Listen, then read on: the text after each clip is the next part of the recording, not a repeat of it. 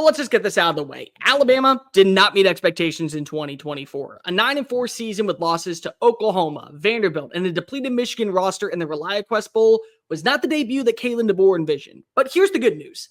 I believe Alabama is going to be fine in this post-Nick Saban world. They'll still compete for SEC championships. They'll still be in the college football playoff run, and they can win a national title underneath DeBoer.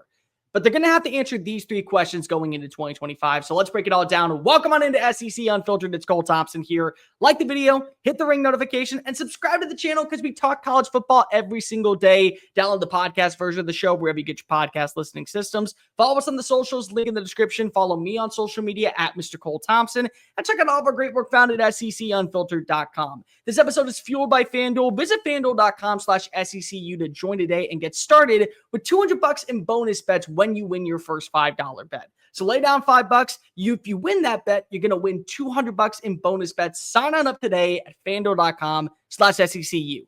One major question that I know people want answered that we're not going to get too much into detail with going into spring is who is going to be QB1. Whoever it is, I think will be good enough to work in this system. If it's Austin Mack, it's Austin Mack. If it's Keelan Russell, it's Keelan Russell. If Ty Simpson is the guy, Ty Simpson is the guy. But I don't really have a question about the quarterback position right now. I have a question about everything surrounding the quarterback. So question number one, are we going to see Kalen DeBoer's offense? Now, a lot of you are probably saying, Cole, we saw Kalen DeBoer's offense last year with Jalen Milroe, and they went 9-4. Yeah, no, you didn't. You did not see Kalen DeBoer's offense that was envisioned when he was winning Pac-12 championships out in Seattle, Washington.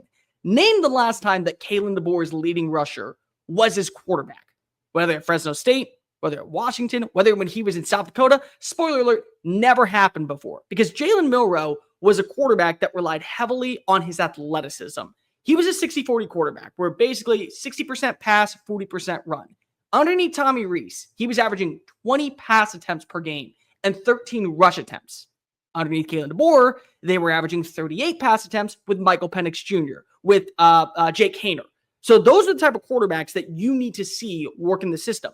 That's where you have guys like Ty Simpson, guys like Keelan Russell, guys like Austin Mack, who better fit the criteria of actually working with a coach like Kalen DeBoer. So we're actually going to see Kalen DeBoer's full offense that was envisioned to replace Nick Saban down in Tuscaloosa this season. Year one was a wash for me.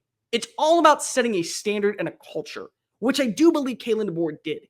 Year two, it's all about having the right ingredients to make an award-winning dish that puts you in the conversation to win a conference championship, get a first-round bye, and win a couple of playoff games and hopefully hoist up a national title. Wide receivers were a delicacy in this offense when he was out in Seattle. Look at Rome Odunze, Jalen McMillan, Jalen Polk. Everyone was actually working. Well, you have those players and three above-average wide receivers in Ryan Williams and Jeremy Bernard coming on back. You bring in Isaiah Horton from Miami. Two of these guys you've already gotten a glimpse of what they can be and what their potential upside is.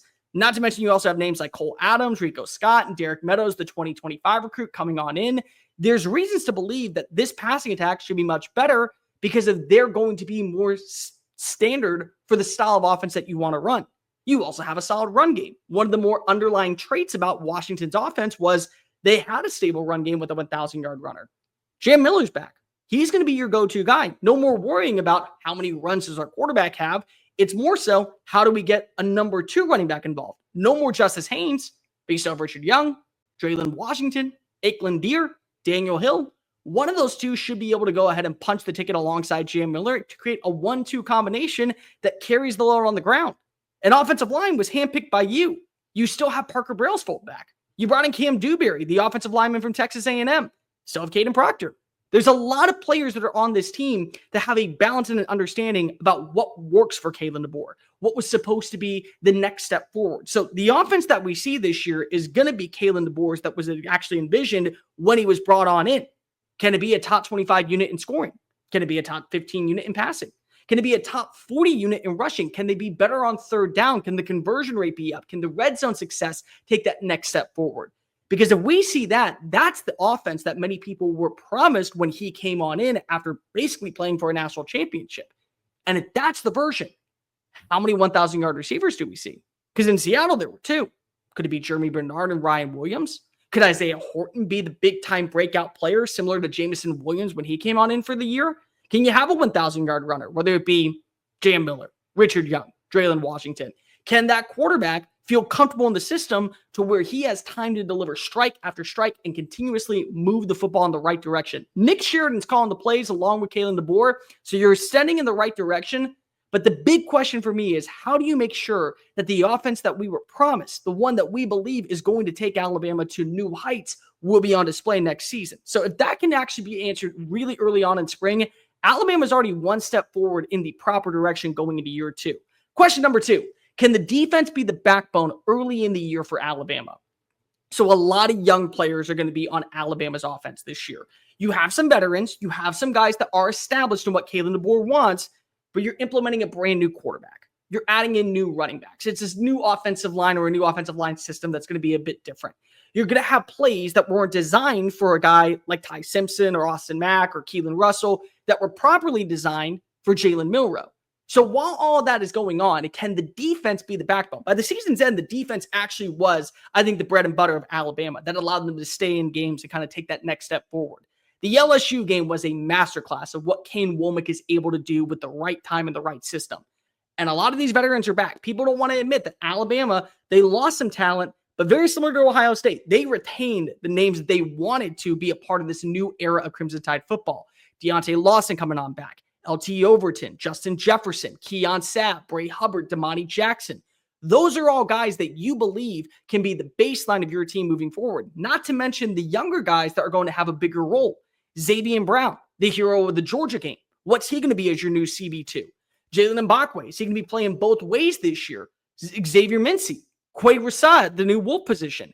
How are they going to take that next step forward? And I'm not saying that Alabama's offense has to be so codependent on its defense to bail them out of trouble, but what I'm asking you is, if that defense can get on page early on, when you go to Doak Campbell week 1 in Tallahassee and play against Florida State, and then it carries that momentum into the next 2 games against ULM and Wisconsin. And then you come out of the bye week and you play against Georgia in between the hedges and you secure a win and you're starting off 4-0. Is that enough time for your offense to get up to page to when you play against Vanderbilt, to when you play against Missouri, when you get the 3rd Saturday in October down at Bryant-Denny Stadium? You're now playing cohesive football. Super Bowl 59, 1 game, 2 teams, endless possibilities. And there's no better way to make every play more exciting than with FanDuel Sportsbook. Whether you're predicting the first touchdown, who will take home the MVP trophy, or the coin toss, FanDuel makes it easy to place your bets and feel the thrill of every moment. With live betting all game long, you can jump into the action, adjust your bets, and ride the wave of excitement from kickoff to the final whistle. Plus, to make the Super Bowl even sweeter, new customers can score $200 when you make your first bet. Just place a $5 bet, and if you win, you get $200 in bonus bets. Download the app or head on over to FanDuel.com/SECU and bet with FanDuel, official partner of Super Bowl 59. Disclaimer, must be 21 plus and present in select states. For Kansas in affiliation with Kansas Star Casino, or 18 plus in D.C. First online real money wager, only $5 first deposit required. Bonus issue with non-withdrawable bonus bets, which expires 7 days after receipt. Restrictions apply. See terms at sportsbook.fanduel.com. Gambling problem? Call 1-800-GAMBLER or visit fanduel.com/RG. Call 1-888-789-7777 or visit ccpg.org/chat in Connecticut or visit mdgamblinghelp.org in Maryland. Hope is here. Visit gamblinghelplinema.org or call 800-327-5050 for 24/7 support in Massachusetts, or call 1-877-8-HOPE-NY or text HOPE-NY in New York. Okay,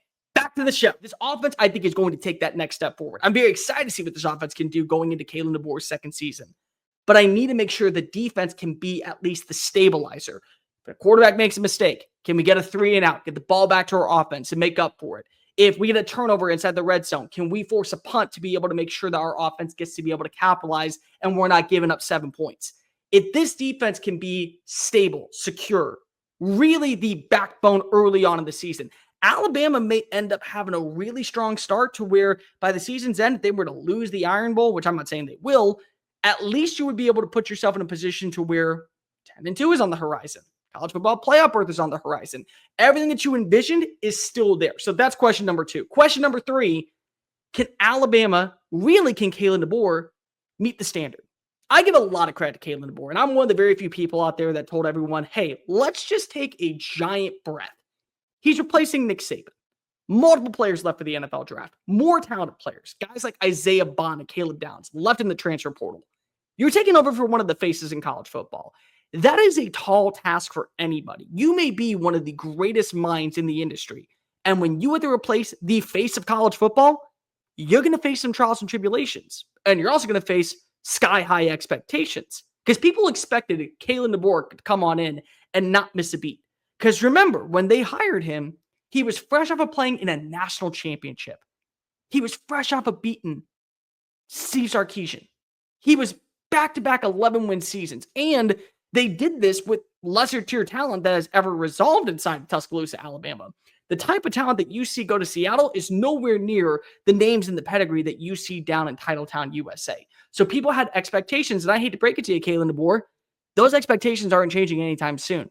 Alabama has a certain criteria that when you go coach inside the halls of Bryant-Denny Stadium, in front of 103 screaming fans saying "Sweet Home Alabama," that are raising the shakers and are talking about what this team's goal is supposed to be. It's not to go 10-2. 10-2 to even Alabama fans is considered a wash. People were upset with Nick Saban when they missed the college football playoff and saying that he lost a step. And you missed the college football playoff last year after losing 2 games that really you should have never had any deciphering factor to be in from the get-go. So there are expectations that are met, and they're never going to dissolve away. It doesn't matter if you're Nick Saban, Kalen DeBoer, Steve Sarkisian. You could be Ryan Day coming on in. You are required to meet certain goals. So can you exceed those expectations or at least meet the criteria? If Alabama were to go 10-2 next season, but they lose to, say, LSU and Georgia, would that be okay? Because you got a secure win over teams that you were supposed to beat, like Oklahoma, like Vanderbilt, like South Carolina, like Missouri, and then you throw in probably Auburn in the Iron Bowl. Would that be content with fans? Because the thing is that you can't lose to teams that are lesser tier than you. The game against Oklahoma is the wake-up call that, hey, this ain't the Nick Saban season anymore. The dynasty with the old guy is no longer in the building. We have got to have the real talk that things are changing in Tuscaloosa. And it may be for the long haul. You can't have those type of games. But you can still be the same Alabama that we knew. You still can be a team that finishes top 25 in scoring offense. You still can be a team that finishes with the top 15 defense and one of the better red zone units that forces a lot of punts and a lot of field goals, and you're able to stabilize your team. You're still a team that can finish with 4 ranked wins per season. That's what the goal is down in Tuscaloosa, in my opinion. It's all about making sure that you're still the same Alabama. Because the last thing that you want to do is give an opposing team, a team that is competing with you, an opportunity to steal recruits, especially next season, where they say, hey, it's Alabama. Yeah, that script day carries a lot of weight in name and recognition alone. But that's no longer the Alabama that you knew growing up, son. No, it's a new standard out here in LSU that we're going to meet. No, Auburn is the team in the state of Alabama that's about ready to take control. No, South Carolina is that team that you got to be on the radar for. We're about to explode. Alabama, their days are in the past. That can't be what Kalen DeBoer can affect. And the problem is that when you have the same recruiting style that you've had over the last 2 years, it's hard to go ahead and sell that you have any regression to set in place. Top 2, back-to-back, top 3 recruiting classes, and 2 pretty stable transfer portal classes. So the expectations are not changing in Tuscaloosa. Can Kalen DeBoer match those expectations? Where maybe you lose a game to a superior team, but you're beating the opponents by double digits that you're supposed to. Where you're not allowing inferior competition to hang around with you going into the fourth quarter. Where you're playing 4 quarters of consistent football. Where your offense is taking that next step forward. Those are the main questions that I have for Alabama. Because I still believe that Kalen DeBoer is one of the best coaches in college football. You have to. The man is 6-0 against 4 coaches that we believe are in the top 10. Dan Lanning, Steve Sarkisian, Kirby Smart, Brian Kelly. All 4 of them, 6-0 against. So he's not a bad coach. He's established his standard, his criteria for Alabama football moving forward. I'm not going to doubt this man. I'm not going to doubt Alabama. What I am going to tell you is that there are certain goals and criteria that the fan base will always expect.